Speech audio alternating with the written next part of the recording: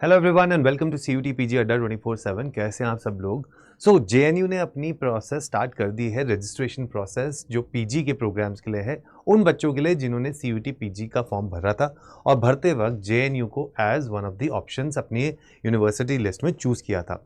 तो अगर आपने भी वो यूनिवर्सिटी में जेएनयू को एक ऑप्शन भरा है तो आपके लिए ये वीडियो बहुत यूजफुल होने वाली है, तो वीडियो तक एंड तक ज़रूर बने रहिए।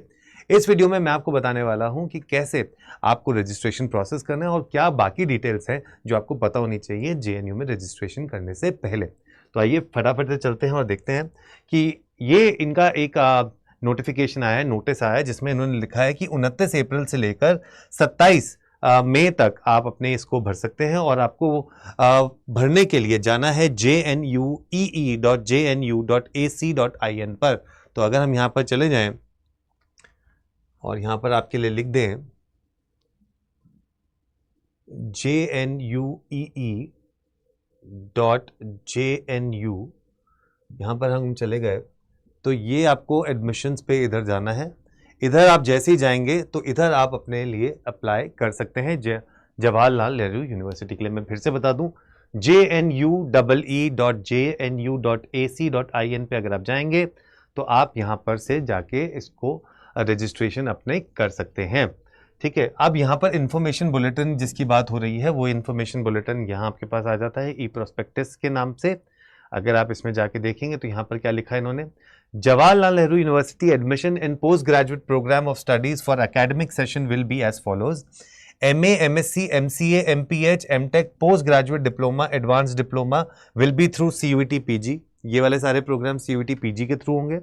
MSc in Biotechnology and MSc in Computational Biology program will be through GAT B score and MBA program will be through CAT score। तो MBA में अगर आपको एडमिशन चाहिए तो आपके पास CAT का स्कोर होना चाहिए।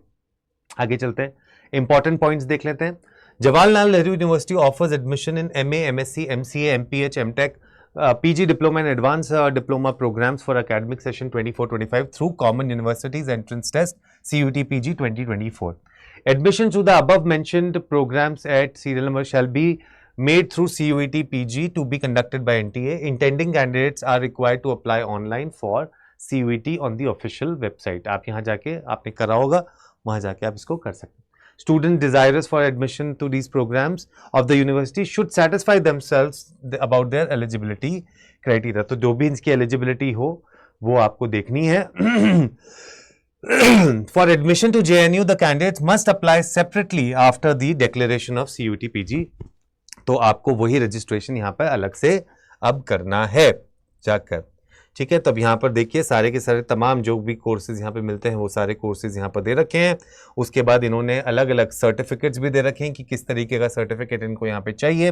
तो वो ऑलमोस्ट सिमिलर होगा जो आपने दिल्ली यूनिवर्सिटी में भी लगाया होगा। तो अगर हम सीधा उन सर्टिफिकेट्स की तरफ चलते हैं, ठीक है, ये तो सारे प्रोग्राम्स हैं, यहाँ पर आपको दिख रहा है कि किस तरीके से आपकी एलिजिबिलिटी है, वो आप अपनी एलिजिबिलिटी जाके देख सकते हैं। और फिर हम डायरेक्टली आ जाते हैं उन सारे फॉर्मेट्स की तरफ जो फॉर्मेट्स आपको चाहिए यहाँ पर। ठीक है, alright, school of physical sciences आ चुका है और हम चलते हैं डेटा एनालिटिक्स में और नीचे नीचे नीचे आके, ठीक है, स्पेशल। तो ये तो तमाम इनके सारे जितने भी कोर्सेज हैं वो सारे यहाँ पर दे रखे हैं। बट अब ये आपको प्रोसेस आपको यहाँ पर सब समझ में आ गई होगी कि किस तरीके से आपको ये करना है। ठीक है, मैं आपको सिर्फ वो दिखाने की कोशिश कर रहा हूँ जो फॉर्मेट्स यहाँ पर हैं, कहीं आपके दिमाग में ये चीज़ ना रह जाए कि अरे भैया वो तो सेम था। ये रहा reservation for economically weaker section. तो यहाँ पर आपके सामने देखिए आपके पास क्राइटेरिया बता रखा है, उसके बाद income and asset certificate issuing authority, तो वो एनेक्चर 1 में आपको दे रखी है। तो ये है विच इज सिमिलर जो अभी हमने आपको दिल्ली यूनिवर्सिटी के लिए भी दिखाई थी, ये एग्जैक्टली वही है। तो अगर आपने वो बनवा लिया है तो वो यहाँ पर भी आपके काम आ जाएगा अगर आपने भरा है। उसके बाद ये कास्ट सर्टिफिकेट्स के हैं, तो कास्ट सर्टिफिकेट में भी इन्होंने यहाँ पर दे रखा है this is for SC/ST, right. So this is for SC/ST and then इसके नीचे आपके पास होगा OBC का which is similar. Which is exactly the same, तो यही आपको भरना है। Declaration of candidates in lieu to OBC NCL certificate. ठीक है, so I understand that as per the new guidelines from the Ministry of Personnel, Public Grievances and Pensions, Government of India, I am required to submit OBC certificate issues on or after April 22-23। मतलब आपका OBC का जो certificate है वो अप्रैल 2022-23 के बाद का होना चाहिए, उसके पहले का। Since I have not been able to collect the said certificate on time, I may kindly be allowed to appear in the entrance examination and I will upload the OBC issued on and after April 2023 at the university web portal at the earliest। तो basically ये उन लोगों के लिए है जिनके पास 1 अप्रैल 2023 के बाद का नहीं है या उन्होंने कलेक्ट नहीं किया और वो चाहते हैं कि वो प्रोसेस में बैठे, तो वो ये अंडरटेकिंग भर दें और ये अंडरटेकिंग के बाद अपना थोड़े दिन के बाद अपना वो सर्टिफिकेट अपलोड कर सकते हैं। आगे चलते हैं, आगे देखते हैं जी और क्या है यहाँ पे। सर्टिफिकेट ऑफ डिसेबिलिटी है, फिर उसके बाद और फिर आपके पास है मल्टीपल डिसेबिलिटीज़, ये सारी चीज़ें दे रखे हैं ये सर्टिफिकेट, इनको आप ध्यान से देखिएगा। सर्टिफिकेट ऑफ डिसेबिलिटीज़ के भी 3 वो हैं। फिर उसके बाद इन्होंने आपको बताया है guidelines for providing scribe to the candidates with benchmark disability, उसके बारे में दिया गया है इन्होंने, और ऐसी तमाम सारी चीज़ें यहाँ पर इन्होंने बताई रखी हैं।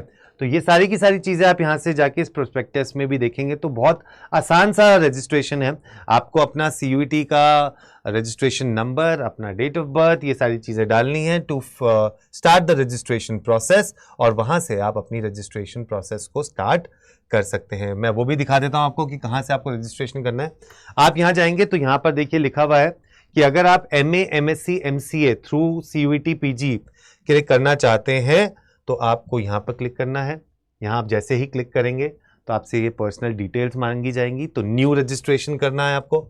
आप यहाँ पे न्यू रजिस्ट्रेशन पे जाएंगे, आपको जनरल कैटेगरी को देने हैं 300 रुपये, SC ST को देने हैं 150 रुपये और फॉरेन नेशनल्स को देने हैं 3320 रुपये। ठीक है, तो general category EWS and OBC के लिए 300 रुपये, SC ST के लिए 150 रुपये और 3320 फॉरेन यूनिवर्सिटी फॉरेन बच्चों के लिए। ठीक है, ये आप सारी चीज़ें यहाँ पर जब करेंगे तो आपके पास फॉर्मेट भी दे रखा है, साइज भी दे रखा है किस चीज़ का, फोटोग्राफ एंड ऑल। यहाँ पे आप क्लिक करेंगे और क्लिक करके इसको प्रोसीड कर देंगे। प्रोसीड करने के साथ साथ ही आप यहाँ पे डालेंगे CUET एप्लीकेशन नंबर, अपनी डेट ऑफ बर्थ और ये सिक्योरिटी कोड, और जैसे आप ये चीज़ें डालेंगे और करेंगे लॉगिन, आपका फॉर्म आगे की चीज़ों के लिए खुल के सामने आ जाएगा। ये सारी चीज़ें आपको करनी है और ये सारी चीज़ें करने के बाद ही आपका रजिस्ट्रेशन कंप्लीट माना जाएगा। पेमेंट फीस कर दीजिएगा और जितने भी डॉक्यूमेंट्स हैं उनको अपलोड कर दीजिएगा। ऑलराइट, चलिए, तो ये सारी चीज़ें हैं आपको जो करनी है JNU के लिए। बाकी जानकारी के लिए जुड़े रहिए हमारे साथ अड्डा 24/7 पे। Take care, bye bye.